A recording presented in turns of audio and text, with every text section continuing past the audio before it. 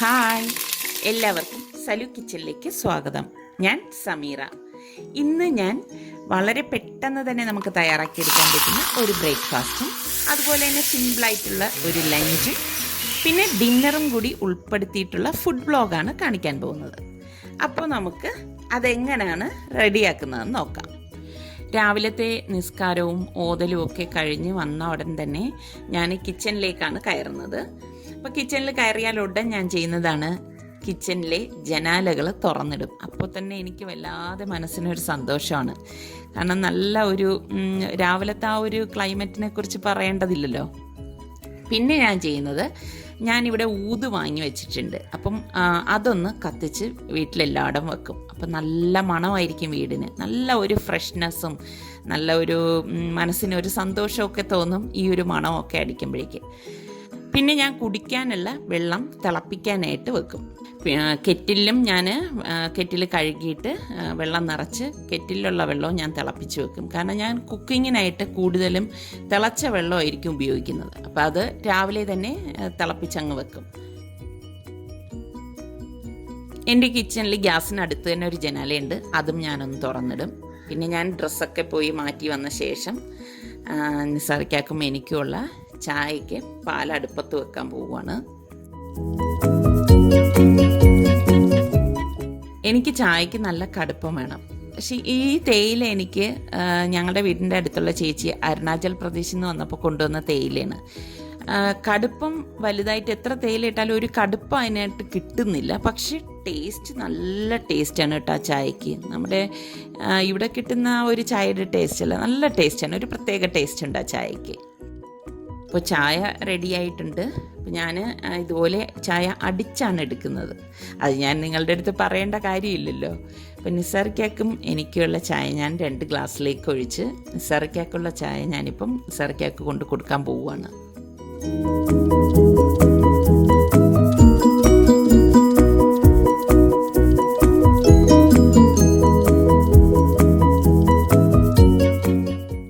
അടുത്ത് ഞാൻ ബ്രേക്ക്ഫാസ്റ്റാണ് തയ്യാറാക്കാൻ പോകുന്നത്. ഇത് തന്നെയാണ് ഞാൻ റിസ്വാന് ലഞ്ച് ബോക്സിലും കൊടുത്തു വിടുന്നത്.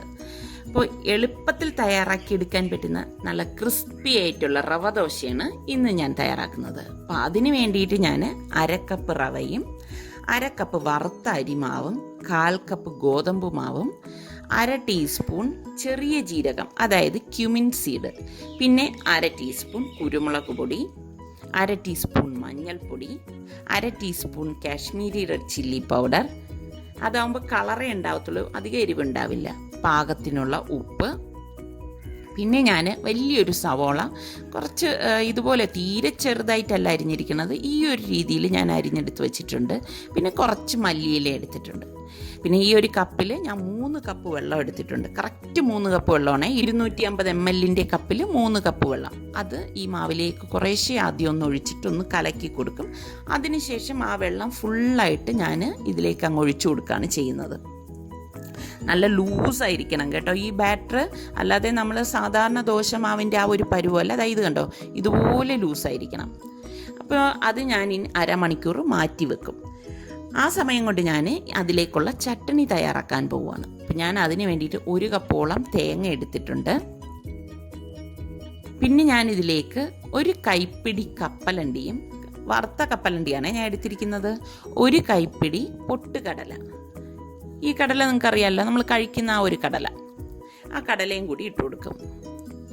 പിന്നെ ഞാനിതിലേക്ക് 1 പച്ചമുളക് ഇതുപോലെ ഇട്ട് കൊടുക്കും. പാകത്തിനുള്ള ഉപ്പും, വളരെ ചെറിയ ഒരു ഉണ്ട പുളിയും, പിന്നെ 1/4 കപ്പ് വെള്ളം. ഈ കപ്പ് കണ്ട് പേടിക്കേണ്ട, ഇത് വളരെ കുഞ്ഞു കപ്പാണ് കേട്ടോ. എന്നിട്ടിത് നന്നായിട്ടൊന്ന് അരച്ചെടുക്കും. കണ്ടോ, ഈ ഒരു കട്ടിയിലാണ് നമ്മൾ ഈ ചമ്മന്തി അരച്ചെടുക്കുന്നത്. അതിന് ഞാനൊരു ബൗളിലേക്ക് മാറ്റിയിട്ടുണ്ട്. അതിൽ താളിച്ചൊഴിക്കാൻ വേണ്ടിയിട്ട് ഞാൻ മറ്റൊരു പാൻ അടുപ്പത്ത് വെച്ചിട്ട് എണ്ണ ഏകദേശം 1 ടേബിൾ സ്പൂൺ എണ്ണ ഒഴിച്ചിട്ടുണ്ട്. അതിലേക്ക് 1/2 ടീസ്പൂൺ കടുകും 2 വറ്റൽമുളകും കുറച്ച് കറിവേപ്പിലയും കൂടി ഇട്ടിട്ടുണ്ട്. അപ്പോൾ ഈ താളിച്ചതിനെ ഞാൻ ഈ അരച്ച ചമ്മന്തിയിലേക്ക് ഇട്ട് കൊടുക്കുകയാണ്. ഇത്രയേ ഉള്ളൂ. എന്നിട്ട് ഇതെല്ലാം കൂട്ടിയിട്ട് നന്നായിട്ടൊന്ന് ഇളക്കി കൊടുക്കും. നല്ല ടേസ്റ്റാണ് കേട്ടോ ഈ ചമ്മന്തി. ഉണ്ടാക്കിയെടുക്കാനും എളുപ്പമാണ്. ഇപ്പോൾ അരമണിക്കൂർ കഴിഞ്ഞിട്ടുണ്ട്. അപ്പോൾ ഞാൻ ഈ മാവ് ഒന്നുകൂടി നന്നായിട്ടൊന്ന് ഇളക്കി കൊടുക്കും.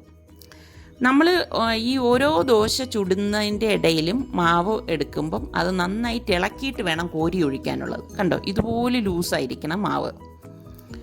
പാൻ നന്നായിട്ട് ചൂടായ ശേഷം നമ്മൾ ഈ മാവ് കോരി ഇതിലേക്ക് അങ്ങ് ഒഴിച്ചു കൊടുക്കും. ഒഴിച്ച് പരത്തല്ല ചെയ്യുന്നത്, ഇതുപോലെ അങ്ങ് റഫായിട്ട് ഒഴിച്ചു കൊടുക്കുകയാണ് ചെയ്യുന്നത്. പിന്നെ മാവ് എത്താത്ത ഭാഗങ്ങളിലേക്കൊന്ന് ഫില്ല് ചെയ്ത് കൊടുക്കും. എന്നിട്ട് ഞാൻ ഇതിലേക്ക് കുറച്ച് നെയ്യ് ഇട്ട് കൊടുക്കുകയാണ്. നെയ്യ് ഇടുമ്പോൾ ഒരു പ്രത്യേക ടേസ്റ്റാണ് ഈ ദോശയ്ക്ക്. സാധാരണ ദോശ പോലെയല്ല, ഇത് കുറച്ച് ടൈം എടുക്കും റെഡിയായി വരാനായിട്ട്. 3-4 മിനിറ്റ് എന്തായാലും എടുക്കും ഇത് ക്രിസ്പിയായി കിട്ടാനായിട്ട് കേട്ടോ. അത് മീഡിയം ഫ്ലെയിമിൽ വെച്ചിട്ട് തന്നെയാണ് നമ്മൾ വേവിച്ചെടുക്കുന്നത്.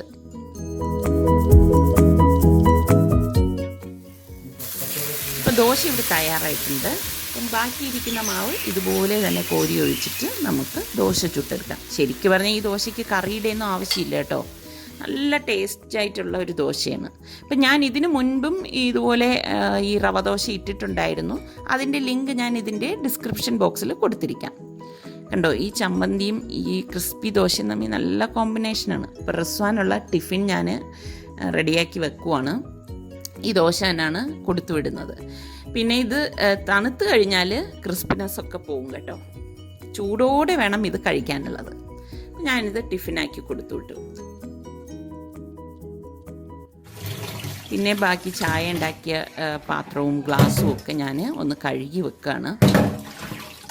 ഇപ്പോൾ കഴുകി വെച്ച് കഴിഞ്ഞാൽ പിന്നെ സിങ്ക് നല്ല എപ്പോഴും ക്ലീൻ ആയിരുന്നാലും നമുക്ക് ജോലി ചെയ്യാൻ ഒരു ഉന്മേഷം കിട്ടും.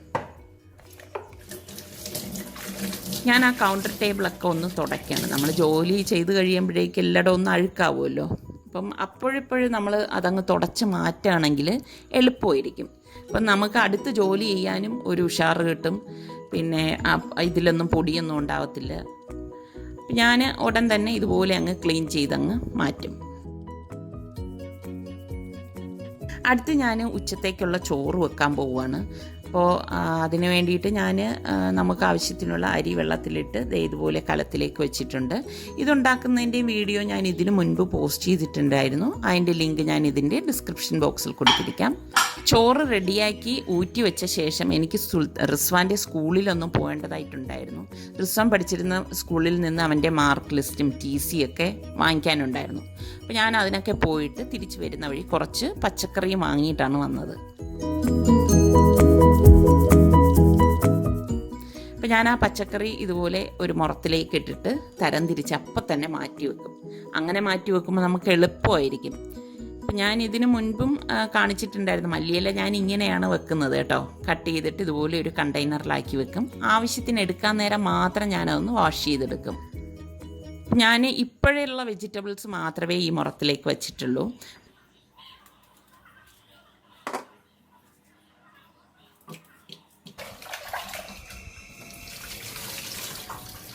ഞാനിന്ന് വെള്ളരിക്ക മോര് കറിയാണ് ഉണ്ടാക്കാൻ പോകുന്നത്. അപ്പോൾ അതിനുള്ള വെള്ളരിക്ക ഞാൻ ക്ലീൻ ചെയ്തിട്ട് കുറച്ച് വെള്ളം ഒഴിച്ച് അടുപ്പത്തേക്ക് വെച്ചു. 2 പച്ചമുളക് ഞാൻ ഇതുപോലെ കട്ട് ചെയ്തിട്ട് കൊടുക്കുകയാണ്. നെടുകെ കീറിയിട്ടാണ് ഞാൻ കട്ട് ചെയ്തിട്ട് കൊടുക്കുന്നത്. പാകത്തിനുള്ള ഉപ്പ് ഇട്ട് കൊടുക്കും. ഇതിവിടെ വേകുന്ന നേരം കൊണ്ട് ഞാൻ മെഴുക്ക് വരട്ടാനുള്ളത് തയ്യാറാക്കാൻ പോവാണ്. അപ്പം പൊട്ടറ്റോയും വെണ്ടയ്ക്കയും കത്തിരിക്കയും കൂടി ഇട്ടിട്ടാണ് ഞാൻ മെഴുക്ക് വരട്ടുന്നത്. അപ്പോൾ അതിനുള്ള വെജിറ്റബിൾസ് ഞാൻ എടുത്തിട്ട് നന്നായിട്ടൊന്ന് കഴുകിയെടുക്കും. വെണ്ടയ്ക്ക ഇതുപോലെ 4ആയിട്ട് കീറിയിട്ട് ഇതുപോലെ കട്ട് ചെയ്തിടാനാണ് ചെയ്യുന്നത്. പിന്നെ പൊട്ടറ്റോയും ഈ കത്തിരിക്കയും ഒരുപാട് കനം കുറച്ച് ഞാൻ അരിയത്തില്ല, ഈ ഒരു രീതിയിൽ കട്ട് ചെയ്തിടും. ഇതൊരു സിമ്പിളായിട്ടുള്ള മെഴുക്ക് വരട്ടിയാണ് കേട്ടോ, നല്ല ടേസ്റ്റാണ്. അപ്പോൾ വെന്തുകൊണ്ടിരിക്കുന്ന വെള്ളരിക്കയിൽ ഞാൻ 1/2 ടീസ്പൂൺ മഞ്ഞൾപ്പൊടി കൂടി ഇട്ട് കൊടുക്കുകയാണ്. മറ്റൊരു പാൻ അടുപ്പത്ത് വെച്ച് ഇതിലേക്ക് ഏകദേശം 1.5 ടേബിൾ സ്പൂൺ വെളിച്ചെണ്ണ ഒഴിച്ചു കൊടുത്തു. ഇതിലേക്ക് ഞാൻ ഇനി കടുകും കറിവേപ്പിലയും കൂടി ഇട്ടിട്ടുണ്ട്. ആദ്യം തന്നെ ഞാൻ ഈ പൊട്ടറ്റോ ഇതിലേക്ക് ഇട്ടിട്ട് ഒന്ന് വഴറ്റി കൊടുക്കുകയാണ് ചെയ്യുന്നത്. കാരണം പൊട്ടറ്റോയ്ക്ക് വേഗമുള്ളതുകൊണ്ട് വെള്ളം ഒട്ടും ചേർത്തില്ല കേട്ടോ. പാകത്തിനുള്ള ഉപ്പിട്ട് കൊടുക്കും. ഇതുപോലെ ഒന്ന് ഇളക്കി കൊടുക്കും. ഈ സമയം കൊണ്ട് ഞാൻ മോര് കറിക്കുള്ള അരപ്പ് തയ്യാറാക്കുകയാണ്. അതിന് വേണ്ടിയിട്ട് ഞാനിവിടെ 1/4 കപ്പ് തേങ്ങയും 2 പച്ചമുളകും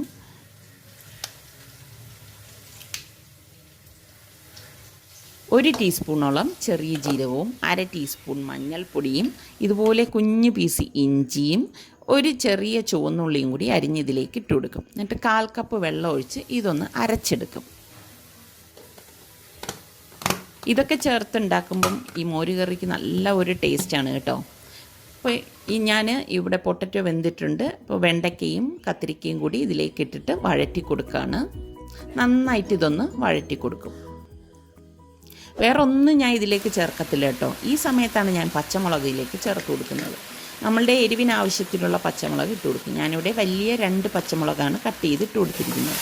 എല്ലാം കൂട്ടിയിട്ട് നന്നായിട്ടൊന്ന് ഇളക്കി കൊടുക്കും. അപ്പോൾ അരച്ചിരിക്കുന്ന അരപ്പ് ഈ വെള്ളരിക്ക കൂട്ടിലേക്ക് ഒഴിച്ചു കൊടുക്കും. എന്നിട്ട് പാകത്തിനുള്ള ഉപ്പും കൂടി ഇട്ട് കൊടുക്കും.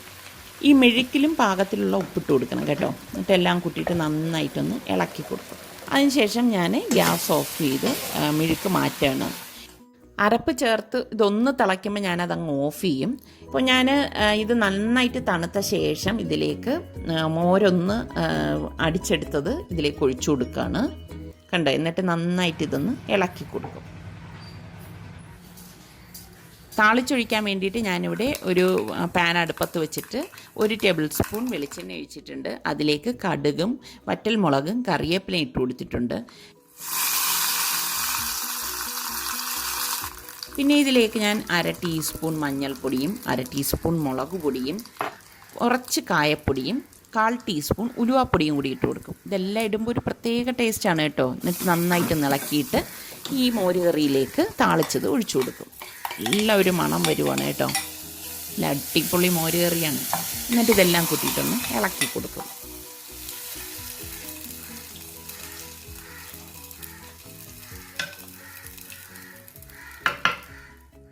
അപ്പം നമ്മുടെ ഇന്നത്തെ ഉച്ചയ്ക്കുള്ള ലഞ്ച് ഇതാണ്. ചോറും മെഴുക്ക് വരട്ടിയും മോര് കറിയും അച്ചാറും. സിമ്പിളായിട്ടുള്ള ലഞ്ചാണ്.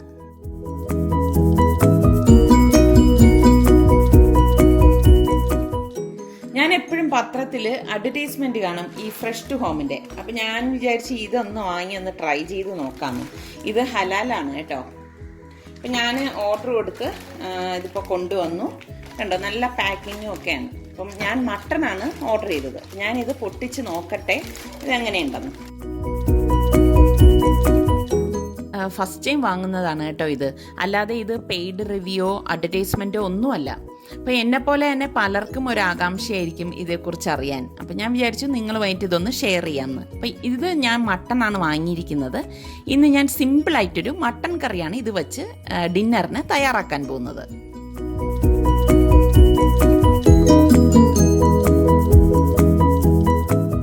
അപ്പം ഞാൻ ഇതൊന്ന് ടെസ്റ്റ് ചെയ്യാൻ വേണ്ടി ഞാൻ 1 കിലോ മാത്രമേ വാങ്ങിച്ചിട്ടുള്ളൂ.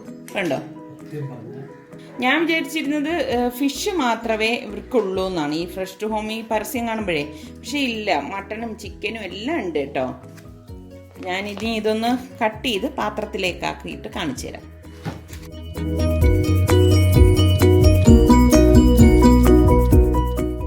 അപ്പോൾ ഇതിനി ഞാൻ കഴുകി എടുത്തിട്ട് വന്ന് കറിയാക്കുന്നത് എങ്ങനെയാണെന്ന് കാണിച്ചു തരാം. ശരിക്കും നല്ല ഫ്രഷ് ആയിട്ടുള്ള മട്ടൺ തന്നെയാണ് കേട്ടോ. കാണുമ്പോൾ തന്നെ അറിയാം.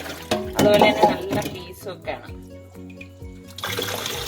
ഞാനിത് പ്രഷർ കുക്കറിലാണ് തയ്യാറാക്കുന്നത്. അപ്പോൾ കുക്കർ അടുപ്പത്ത് വെച്ച് ഗ്യാസ് ഓൺ ചെയ്ത ശേഷം ഞാനിതിലേക്ക് ഏകദേശം ഒരു 3 ടേബിൾ സ്പൂൺ വെളിച്ചെണ്ണ ഒഴിച്ചു കൊടുക്കണം. വെളിച്ചെണ്ണയിൽ തയ്യാറാക്കുമ്പോഴാണ് ഇതിന് ടേസ്റ്റ് കൂടുതൽ. എണ്ണ ചൂടാകുമ്പോൾ ഞാനിതിലേക്ക് 1/4 ടീസ്പൂൺ ഉലുവയിട്ട് പൊട്ടിച്ചു കൊടുക്കും. പിന്നെ ഞാനിതിലേക്ക് 3-4 ചെറിയ പീസ് പട്ടയും അതുപോലെ തന്നെ 3-4 ഗ്രാമ്പും എടുത്തിട്ടുണ്ട്. ഇതും കൂടി ഇട്ട് കൊടുക്കും.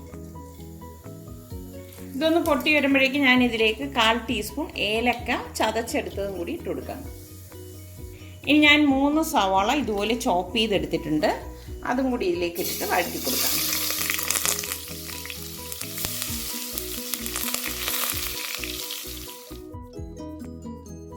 ഈ സവാള ഇതുപോലെ ഒന്ന് വഴണ്ടി വരുന്ന സമയം ഞാനിവിടെ 1.5 ടേബിൾ സ്പൂൺ ജിഞ്ചർ ഗാർലിക് പേസ്റ്റും 3 പച്ചമുളകും ചതച്ചെടുത്ത് വെച്ചിട്ടുണ്ട്. അപ്പം അത് ഇതിലേക്ക് ഇട്ടിട്ട് വഴറ്റി കൊടുക്കാം. പച്ചമുളക് നമ്മൾ ഇതിലേക്ക് ചതച്ച് തന്നെ ഇടണം, എങ്കിൽ മാത്രമേ നല്ല ടേസ്റ്റ് ഉണ്ടാവുള്ളൂ കേട്ടോ. ഇതിവിടെ വഴണ്ടി വരുന്ന നേരം ഞാൻ ഇതിലേക്കുള്ള മസാല ഒന്ന് അരച്ചെടുക്കാൻ പോവാം. മിക്സിയുടെ ജാറിലേക്ക് 1.5 ടേബിൾ സ്പൂൺ മല്ലിപ്പൊടിയും 2.5 table spoon Kashmiri red chilli പൗഡറും, ഇതാവുമ്പോൾ നല്ല കളറായിരിക്കും, എന്നാൽ അധികം എരിവും ഉണ്ടാവത്തില്ല. 1/2 ടേബിൾ സ്പൂൺ മഞ്ഞൾപ്പൊടിയും 1/2 ടേബിൾ സ്പൂൺ ഗരം മസാല പൊടിയും പാകത്തിനുള്ള ഉപ്പും ചേർത്ത് ഇത് കുറച്ച് വെള്ളം ഒഴിച്ചൊന്ന് അരച്ചെടുക്കും. പേസ്റ്റ് പോലാണ് ഇത് അരച്ചെടുക്കുന്നത്. ഇത്രയും മതിയാകും. ഇനി ഇത് നമുക്ക് സവാളയൊക്കെ വഴറ്റിയിലേക്ക് ഇട്ടിട്ട് ഇളക്കി കൊടുക്കാം.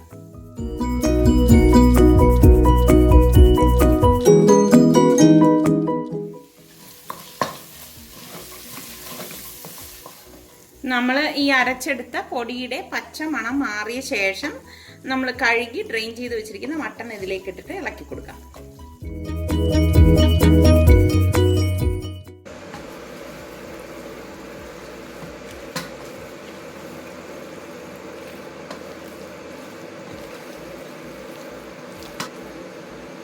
ഇനി ഇതിലേക്ക് ഞാനിവിടെ ഇത് അരച്ചെടുത്ത ജാറിൽ കണ്ടില്ലേ, ഏകദേശം ഒരു 2.5 ടേബിൾ സ്പൂൺ വെള്ളം ഒഴിച്ചിട്ടുണ്ട്. അത് മാത്രമേ ഇതിലേക്ക് ഒഴിച്ചു കൊടുക്കത്തുള്ളൂ, അല്ലാതെ വെള്ളമൊന്നും ചേർത്ത് കൊടുക്കത്തില്ല കേട്ടോ. പിന്നെ ഞാൻ ഇതുപോലെ ഒരു ടൊമാറ്റോ എടുത്തിട്ടുണ്ട്. ഈ ടൊമാറ്റോ ഒന്ന് കട്ട് ചെയ്തിട്ട് കൊടുക്കാം.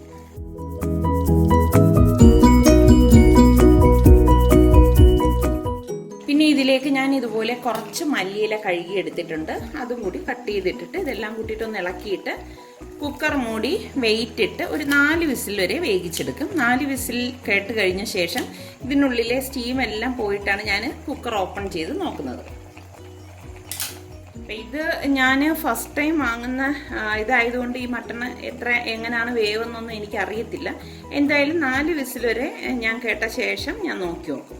ഇപ്പം നമ്മൾ അത് കഴിഞ്ഞ് ഇത് ഓപ്പൺ ചെയ്ത് വെന്തിട്ടില്ലെങ്കിൽ വീണ്ടും ഒന്ന് വേവിച്ചെടുക്കും. ഈ സമയം നോക്കണം പാകത്തിനുള്ള ഉപ്പൊക്കെ ഉണ്ടോ എന്ന്.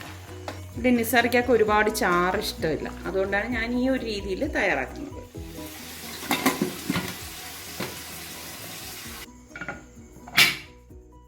ഇനി ഞാനിത് 4 വിസിൽ വരെ ഇത് വേവിച്ചെടുക്കാൻ പോവുകയാണ്.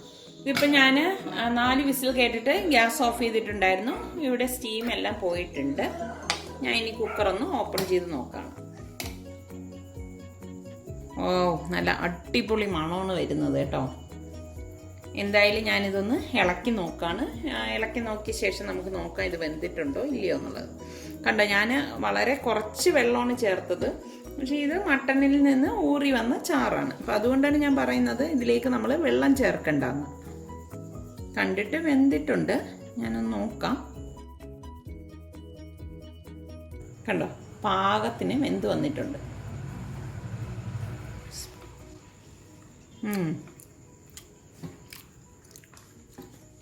എല്ലാം കറക്റ്റാണ് കേട്ടോ. ഇനി ഇതിലേക്കൊന്നും ചേർക്കേണ്ടതില്ല. നമുക്കിതൊരു സെർവിങ് ഡിഷിലേക്ക് ഒഴിച്ചിട്ട് ദോശയ്ക്കൊപ്പമോ ചപ്പാത്തിക്കൊപ്പമോ ഒക്കെ കഴിക്കാവുന്നതാണ്. ഇന്നിപ്പോൾ ഞാൻ ഇത് ദോശയ്ക്കൊപ്പമാണ് ഇവിടെ സെർവ് ചെയ്യുന്നത്.